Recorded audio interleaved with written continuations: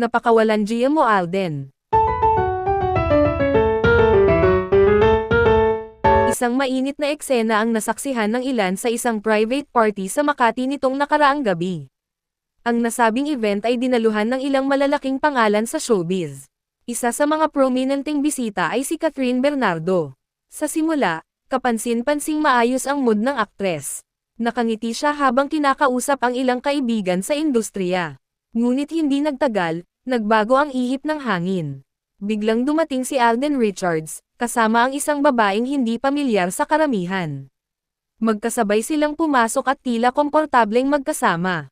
Agad itong napansin ni Catherine mula sa kabilang bahagi ng venue. Sa una, pinilit pa niyang huwag mag-react. Ngunit habang tumatagal, hindi niya na napigilan ang emosyon. Nakita siya ng ilang bisita na tahimik na lumalayo sa crowd. Maya-maya, nakita siyang nag-iisa sa isang sulok, hawak ang baso ng tubig at tila nanginginig.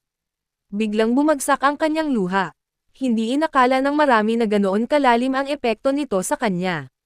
Parang tinusok ang puso niya, ayon sa isang witness. Si Catherine ay nakasuot ng simpleng itim na dress, elegante ngunit may lungkot sa mga mata. Ang kanyang best friend na si Sofia ay agad lumapit para aluan siya. "Okay ka lang ba?" tanong nito, ngunit hindi na siya sumagot.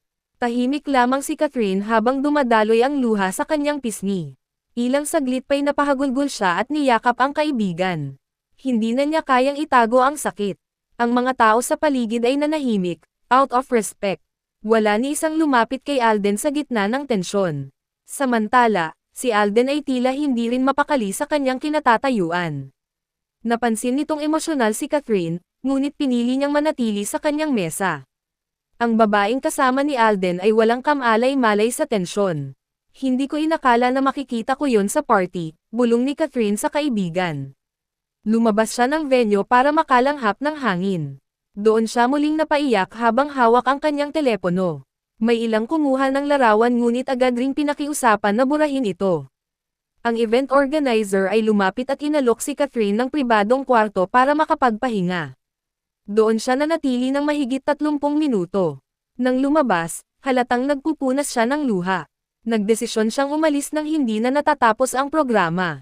Habang papalayo, nakayuko siya, ayaw ipakita ang kanyang emosyon.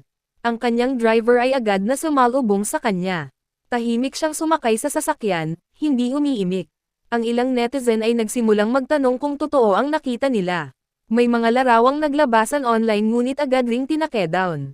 Naglabas ng pahayag ang kampo ni Catherine na humihiling ng privacy. Si Catherine ay humaharap sa personal na pagsubok. Sana ay bigyan natin siya ng respeto.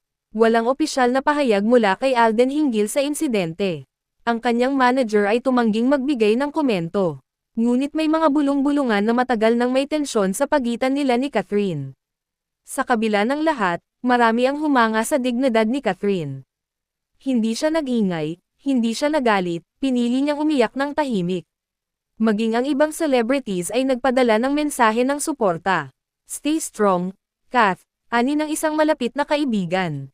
Sa mga mata ng marami, si Catherine ay isang simbolo ng lakas sa gitna ng sakit. Ngayon, siya ay patuloy na nagpapahinga at pinipiling maghilam. At sa katahimikan ng kanyang mundo, umaasang balang araw ay makakabangon siyang muli.